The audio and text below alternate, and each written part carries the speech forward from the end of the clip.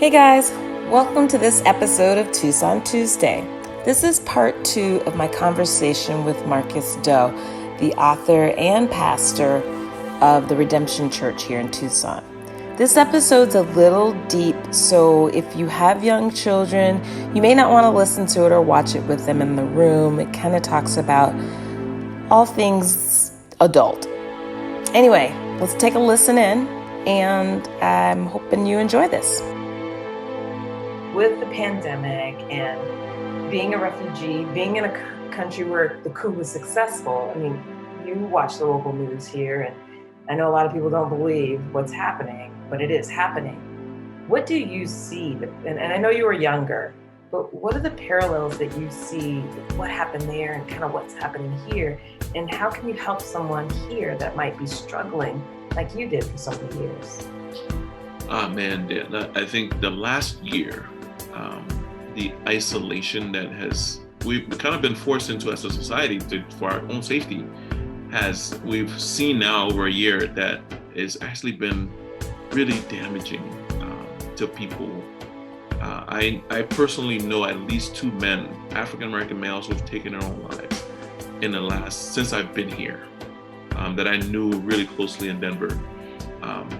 Alcoholism, all the habits that we kind of hide have just exacerbated in the last year.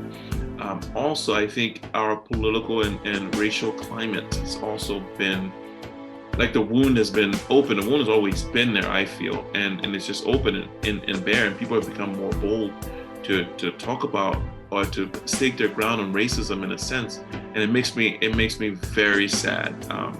Because I think people don't realize how precious we all are I hate to use church terms, in God's eyes, if you will, but it seems as though some people don't value the image of God in other people because of the way they look. Or they're not trusted because of because they're of a certain skin color. They're not given opportunities, and people are denying the fact that systemically this country was founded on a lot of racist ideals that we need to see. If you look at Nehemiah, the book of Nehemiah, chapter 1, Nehemiah prays for the sins of his fathers and his household. So some things that he didn't do, he's praying that God would forgive.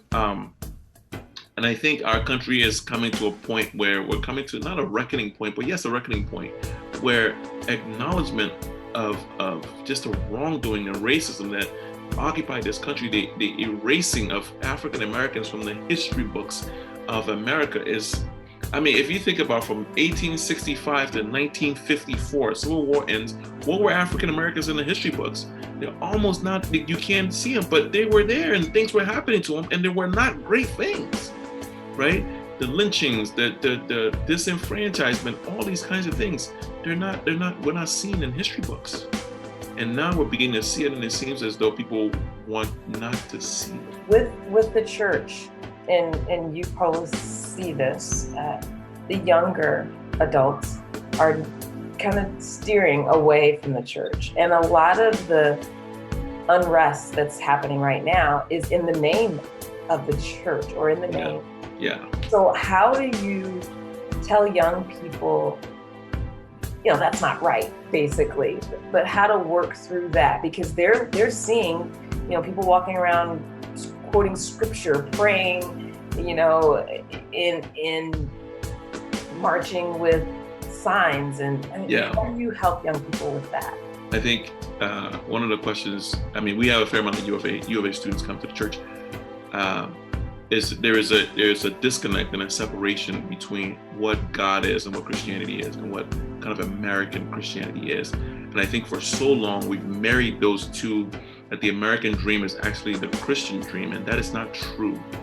I always say to them that if your theology does not travel across the world, then it needs to be thought through. The idea that America is this great land with completely perfect, it's just not true. I'm trying to think of a really good example of how do we see America outside of the American lens, and see the church outside of the American church. Because sometimes I walk into churches, I can walk into a church in Liberia and there won't be a Liberian flag in there. But I can walk into a church in America and there's an American flag in there. It's almost to say, is the flag higher than the Bible and God? Are we more American than we are Christian? I think our number one identity as a people has to be Christian first, if you're a Christian, and then American second. But I think people have that reversed, and it seems like there's a holding onto an American identity that is in conflict with the gospel of Jesus Christ, and it always will be. Christ offends every culture, including my culture. I'm not assigning virtue to Africans to say Africans or African Americans are greater because they are African Americans. What I am saying is that we are all in submission to Jesus Christ. There's things in my culture that Christ offends, right? Our ancestor worship, all those kinds of things. The same thing in America, but we're failing to acknowledge those points in American history or in American Christianity. And that is hurtful to young people. Young people are looking for more authenticity from their leaders, more community, more mission-oriented, more what we preach on Sundays does not come into bear on Monday to Friday. We see refugees and we don't care about them. We see people coming to the border and we seem not to care because national borders matter more to us than people's souls. I'm going to stop preaching.